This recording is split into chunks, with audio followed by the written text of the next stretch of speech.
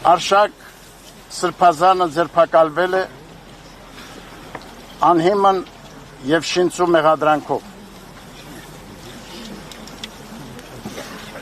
Եվ հետո պատվիրյալ արդարադատությամբ սահմանվել է նրա համար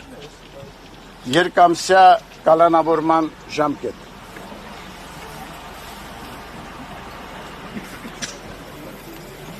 Մենք գիտենք, որ քաջարի ոգով մեր սրբազաններ այս պարակային արդեն Արշակ արքեպիսկոպոսը եղավ 4-րդ սրբազանը, որ մեր սրբազանները աննկուն են իրենց ոգով և քաջաբար դիմագրավում են բոլոր դժվարությունները իրենց բաժին ընկած։